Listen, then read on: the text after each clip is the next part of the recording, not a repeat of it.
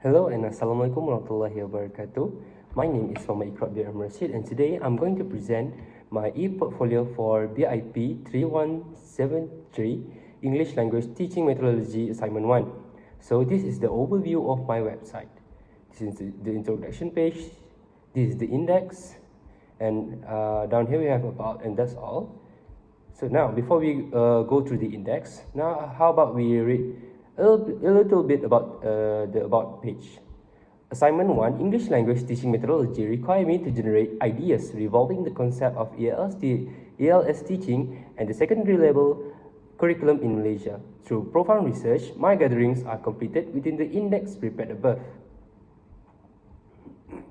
Now, let's go through the first part, which is understanding of secondary English language curriculum to enhance learning.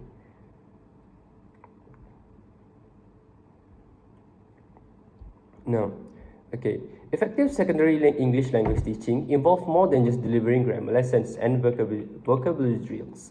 The key features are curriculum standards, which revolve around content standard and learning standards, where it focuses on 4 primary language skills, which is listening, speaking, reading, and writing. We also have CEFR alignment. That is aligned with the Common European Framework of Reference for Language. From the pictures below, we can see this is the CEFR system. And then number 3, 21st century skills, thematic approach, and character building. Character building language teaching is used as a vehicle to inculcate values such as empathy, integrity, responsibility, aligned with the Malaysian education philosophy. Assessment standards. Assessment includes formative, ongoing, and summative end-of-term evaluations. It focuses on both linguistic accuracy and the ability to use English in real-life situations. Now we go to historical context and development. Pre- and post-independence. Before independence, 1957, education in Malaysia operated in multiple languages, which is Malay, Mandarin, Tamil, and English. So after the independence, from the Razak Report 1956, the Malay language is promoted as the national language while retaining English as the second language. Key curriculum reforms. The introduction of curriculum bersepadu sekolah rendah KBSR in 1983 and curriculum bersepadu sekolah menengah KBSM in 1989 aim to enhance basic English skills with a communicative approach. Recent reform include the CFR through the English Education Roadmap, which from 2015 to 2025, aligning with Malaysia English curriculum with international standards. Its current curriculum goals and structures are language skill focus, which the 4 that I mentioned earlier, which is listening, speaking, reading, and writing, and bilingual policy. Support Malaysia's goal of ensuring graduates are proficient in both Malay and English. Now let's go through another one. We can press the See All button. So here are all the posts that I have in this website. So now we go to inputs on document standard curriculum dan pentadbiran. Inputs on document standard curriculum dan pentadbiran, which is DSKP. The DSKP for Form 1 to Form 5 in Malaysia provide a comprehensive framework for English language education, aligning with the broader goals of the national curriculum. Number 1, learning objective from Form 1 to Form 5 emphasize on language competency, critical thinking, and cultural awareness. Its key components by form, from Form 1 to Form 2 is building foundations, which also focuses on these 4, listening, speaking, reading, writing, and language arts.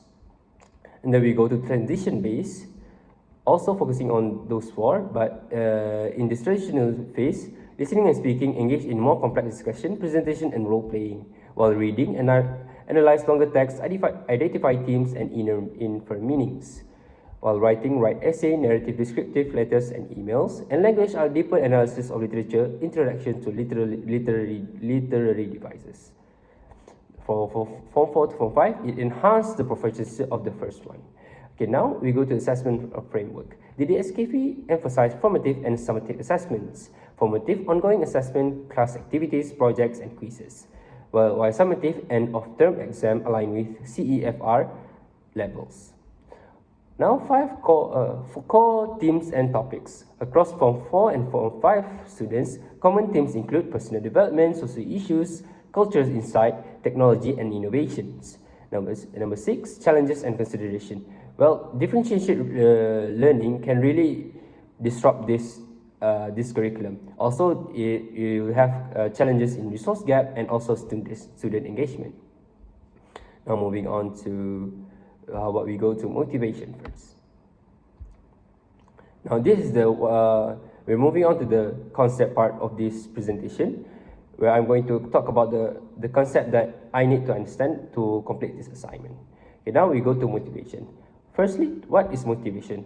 Types of motivation are intrinsic motivation and extrinsic motivation. What is intrinsic motivation? It mobilized by intrinsic, which can be interest in a particular subject or the ability to learn English. Basically, what are they interested in? For example, a student like to read English novels or preferably watch English movies.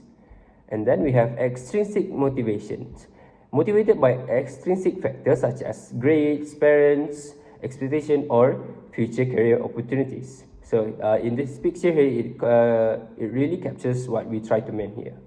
Number 2, teacher responsibility in motivations. Teachers play a crucial role in fostering motivation through material selection, classroom environment, engaging activities. Now we go to number 3, factors affecting motivation. In terms of positive influence, relevance, relation of lesson learned to reality. Number 2, supportive atmosphere, praise and encouragement. Number 3, technologies integrations, ways, means, and media in student engagement through digital tools. Now the challenges are anxiety and fear, because some students have simple stage of fear of speaking in English. Number 2, lack of confidence. Low self-esteem makes students to under-participate in classroom activities, which can disrupt the whole environment for the whole class. Now we go to learning style and strategies. Learning style. In learning style, we have field independent versus field dependent. Field independent concerned with the small aspect and prefer to work independently, while field dependent prefer or has an advantage in learning in groups or with others. And now we go to ambiguity tolerance, high tolerance, unconcerned by novelty and ambiguity. Example, ready to attempt speaking even though they will make some mistakes. Low tolerance, like to work in conditions that are outlined and clearly defined. For example, inexperienced players require some clear instructions on how they are going to learn new rules. Reflective versus impulsive. Reflective has to think before answering and make fewer errors, while impulsive responds rapidly but will be more likely to be wrong. Now we go on to learning strategies. First one, we have cognitive strategies, assistant with comprehension of material and its retention. Metacognitive strategies support students in their learning planning and regulations. For example, finding out the study goals and the progress made. Now we have social strategies. Social strategy, engagement in learning that takes place as a result of interaction with other people. Communication strategies make students be able to express themselves even if they cannot find all the words. For example, by using gestures or using simple words. Now we go to ESL teaching approaches. So for each of these ESL teaching approaches, I already provide a video to further explain if you go to this website. Okay, now I'm going to explain about the behavior theories. Concept is language learning process entails imitative practice and reinforcement as the key strategies for learning new habits. The process are stimulus and input is given by the teacher in the form of words, sentences, or etc. Response, learning imitate the inputs. Reinforcement, positive feedback reinforce correct answer. That is why it is used the present work. For example, using example of repeating sentence while carrying out a drill activity. Number 2, innatist theory, which developed by Chomsky. The concept is language learning is involved. Children from birth possess a language acquisition device, which is LAD. The key idea is, if exposed to it, children will grow up learning languages on their own without any kind of coaching. This is what they call universal grammar, which is every language has a structure that is familiar to the brain of a person. Number 3, cognitivist theory. The concepts are Language learning takes place in a learner's brain and requires processes like memory, attention, and problem solving. It focuses on an appreciation of how learners take and store information. For example, the creation of mind maps in order to connect the learned vocabulary with images. Number 4, social cultural theory. The concept is the learning of language takes place in interaction with other people. The key idea stresses the process of communication with teachers and peers as well as interaction with them.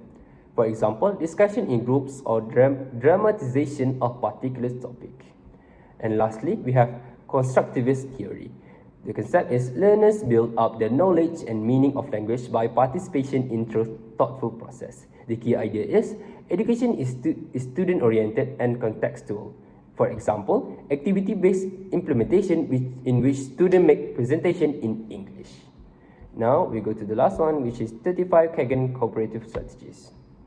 Okay, what have I understand from the 35 Kagan cooperative strategy is Kagan cooperative learning strategies are cooperative learning strategies which are structured and involved in the use of activities in the classroom. These strategies, known as Kagan structures, created by Dr. Spencer Kagan, are useful for improving the learning outcomes by encouraging teamwork, discussions, and problem solving among students. They are especially popular in many learning contexts, especially in ESL. The key features of Kagan strategies are cooperative learning structures, positive interdependence, individual accountability, and equal participation. Okay, this is a few of the examples of the Kagan strategies, which is think, pair, share, where students think about a question, discuss it with a partner, and then share with the class. Number 2, round robin. Students take turns sharing ideas in the group. I have shared a video on this website here, so you can see it if you want to know more about this activity. Number 3, numbered heads together. Students in the group are numbered. The teacher asks a question, group discuss, and a specific numbers answer. Moving on, inside-out circle. 2 concentric circles of students face each other. They discuss a topic, then rotate to meet new partners. And lastly, jigsaw. Each student becomes an expert on a topic and teaches it to group members. To get to know more about the Kagan strategies, you can click in the link below that I put over here. Now we go back to the overview. Then we go back to home. Okay. So that's all from me. Thank you for listening.